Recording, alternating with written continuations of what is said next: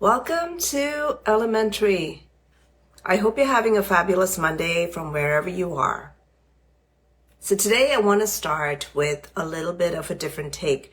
The topic today is 10 downsizing myths, and I'm going to try and go through these really quick. In addition to the topic, I want to start with saying how grateful I am for you, that you spend your evening with me watching the show. I definitely want to, I'm grateful for your time. That's what I'm trying to say. Anyhow, I don't know why I lost the train of thought, but let's go into it. 10 downsizing myths that people kind of go through in their head. So number one is losing your lifestyle. And I think it's more about gaining your lifestyle. This is where you start to think of your life, your home in a different view. You know, you start to pick up, maybe you have hobbies. Perhaps you have less cleaning to do because you're downsizing. Or you have more time with your family because you have a downsized version of a home. Number two is getting rid of everything. So the way I look at this one, it's more about prioritizing your stuff or your items or your possessions as opposed to getting rid of it. It's about right sizing. It's about getting the items that truly sparks joy. Marie Kondo style. Number three. I'm going to lose count. But number three, downsizing is only for old people. Or older people, should I say. And anyone, young professionals in my scope, young professionals, empty nesters, families. It's about living smarter. I find a lot of these groups actually falling into this classification of downsizing. And downsizing is actually more right-sizing, right? You might have a huge house and you might realize that, hey, as an empty nester, I probably don't need as much space the kids have left as a growing family. Even if you're a growing family, perhaps your house is way too big and you want to downsize a little bit.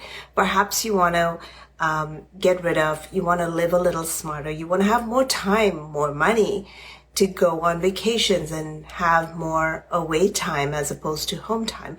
And this is all part of it, right? Number four, smaller homes are less comfortable. And that's not true because smaller homes can offer you the luxuries and functionalities of any home. Even a large home that's not functional and doesn't have the finishes you're looking for or the space that is truly what you're looking to achieve. It doesn't matter how big your home is. It's all about functionality. It's about the luxuries you can add to it. It's about your lifestyle, really. Myth number 5. Ooh, it's too stressful. And so downsizing can be a bit stressful for some, but it really comes with a great plan. And if you put a great plan of action into place, downsizing can be quite easy. As a matter of fact, why don't you drop a comment below, and I'm happy to send along my guide, my Chic Moves Signature Process guide.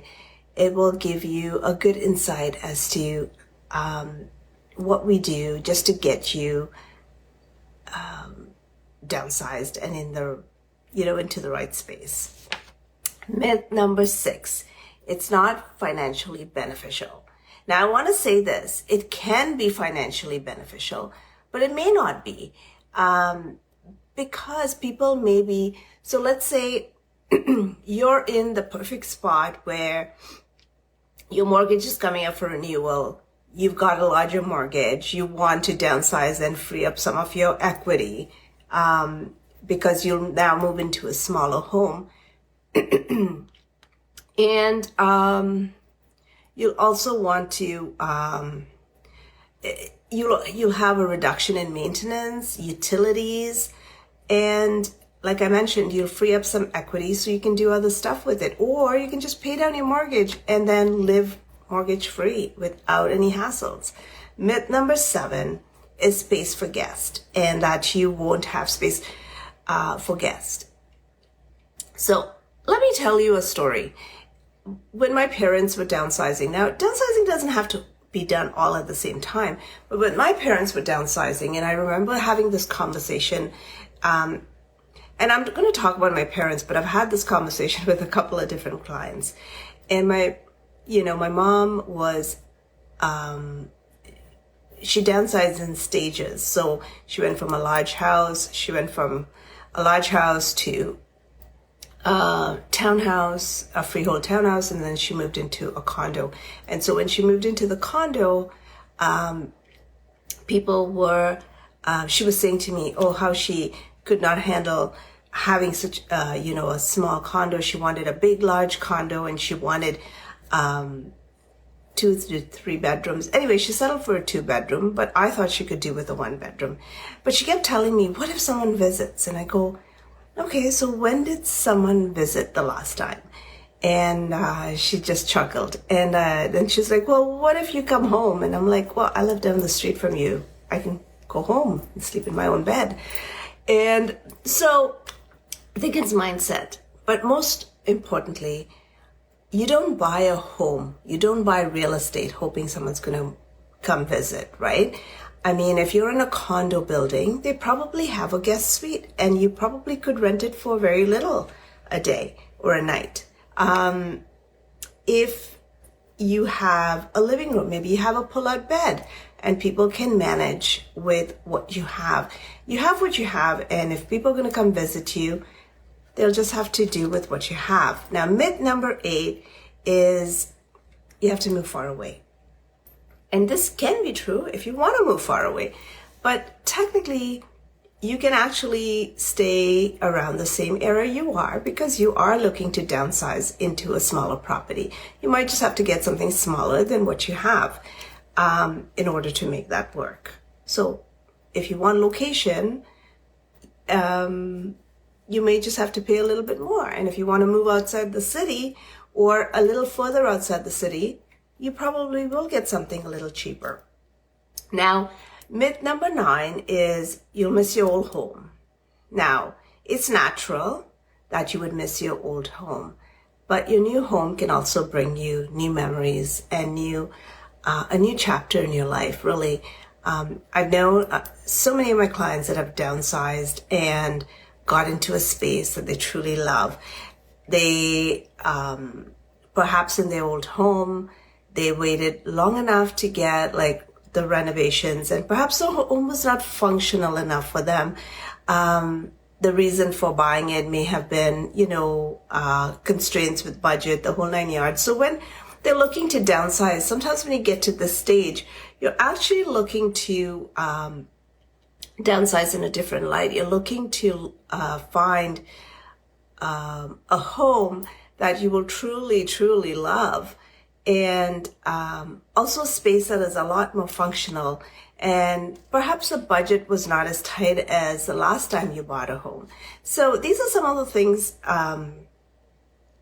that you would, obviously be making new memories, and those are part and parcel of downsizing and moving to a home. And even if you were upsizing, you'd be making new memories. So either way, it's about making new memories. And myth number 10, it's a one-time decision. And some people think that once you downsize, you cannot downsize anymore. It has to be a one-time thing. And it's not true. I have people. So as I mentioned to you, downsizing can be in multiple steps. No different than when you upsize and you buy your first maybe condo, and then you moved in and you bought your first townhouse, and you moved in and bought maybe a bigger freehold townhouse, and so on and so forth, and then a detached. And so in reverse order, I have clients who are downsizing from a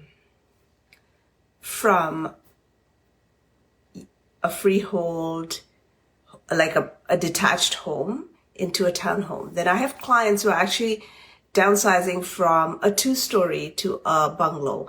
And sometimes the bungalow is pretty large, but they want the bungalow, they want to go to one level. And then I have clients who are downsizing to a condo. And so it's not a one and done. It can be in multiple steps. And even if you downsized and went into, let's say, a townhouse or a condo, you could at any point decide, like, maybe you want something a little different, and perhaps you want some other amenities, or you want to change where you live. And that's okay too. It can be done in many steps. So that's my 10 myths about downsizing. What are your thoughts? Do you have a myth that you are believing about downsizing? And so share them in the comments below. But most importantly, what are your thoughts about downsizing? Have you been thinking about it? Are you on the fence? Do you need to have a conversation with someone just to see what value you have in your home and how you can get to a stage of perhaps being closer to a mortgage-free lifestyle or a more functional lifestyle? I have clients who don't have a mortgage and still want to look at downsizing. They want to find a way to get the equity out of their property so that they can actually truly start living life, travel. See, some of us have done the traveling piece, but there are some of my older clientele who've waited till they get to retirement to travel. And those clients are actually the ones who are suddenly realizing that they've waited so long, their health is not the best, but nevertheless, they've decided that, hey, maybe now is a good time as any to take on and do these trips that they've been looking forward to. So that's my rant on 10 myths about downsizing. Let me know your thoughts, okay? On the flip side, just an update on the real estate market. So the market is no different than what it was. The market's a bit slow, and I think there's a lot of people sitting on the fence, which is and I can tell just from my own clientele, the ones that were looking are taking a little longer. And I'm still showing a few homes, but they're not as hot and heavy as as you would in previous years. Having said that, I think the market will pick up at some point. The housing, the need for housing hasn't decreased. So that will still happen. Like, the market will pick up. It's just a matter of time. And once people start to feel like the rates are going down, or that they can maybe get a better rate, something a bit more affordable, they might just start to look again. But having said that, like I said to people, do what's right for you, but make sure you make an informed decision on whatever you decide to do. And if you need, you should be able to, either talk to a mortgage broker, figure out how much you can afford, and don't overextend yourself. Like, if you can't afford it, you can afford it. Like, I have people, I'm seeing people who are losing their shirts because perhaps, they've put in all these incomes and they were trying to tell people that, hey, I'm making so much money, and they qualified for a big mortgage. So I would say, if you qualify for a mortgage, make sure you're using reasonable income, like not people that are like not living with you. If you're a 2-people household, like 2 people are working, don't bring in your parents' income, don't bring in someone else's income. I mean, that's a legal way to do it. You still have to pay it, right? So know what you're getting into is what I would say to you before you just jump in feet first. Having said that, you can still upgrade your home at any point. You can get a larger home at any point. You do not have to buy this large home all at once. Anyhow, thank you for watching, and until next time, we'll talk soon.